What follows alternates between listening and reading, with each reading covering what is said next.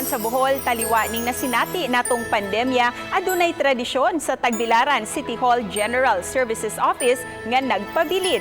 Kun unsa kini atong sayran pinaagi ni ining report.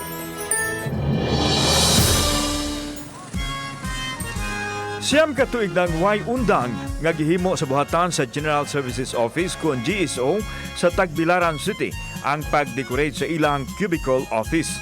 Todo effort ang tanang kawani sa pagpanindot sa ilang cubicle bisan og giminusan karon ang dayan-dayan tungod sa krisis.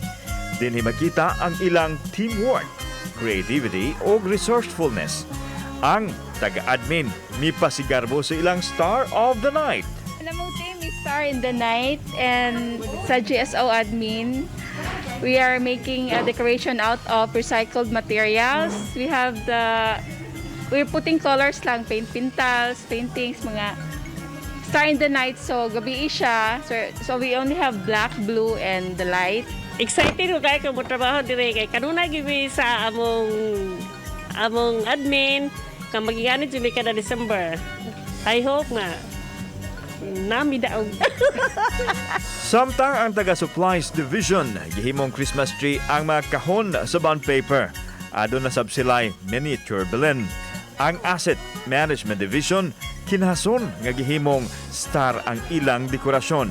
Samtang ang opisina sa taga motor pool na himong gingerbread house nga adunay chimney. Aduna sab sila'y Belen. Ang concept jud ani niya is about Star of Hope. Kanang despite sa pandemic, kanang naagi hapon ta sa ato ang nga mag-celebrate ta sa Christmas bisan sa kalisod sa panahon karon, kanang naagi hapon ang hope nga kanang gihatag ni Lord Jesus nga ato siyang gihuwat nga magpakataw sa nga para maghatag gihapon nato sa kanunay ugiya ug paglaom. Adunay ganti sa mapiling best Christmas decor. Merry Christmas from GSO Admin! Merry Christmas from Asset Management!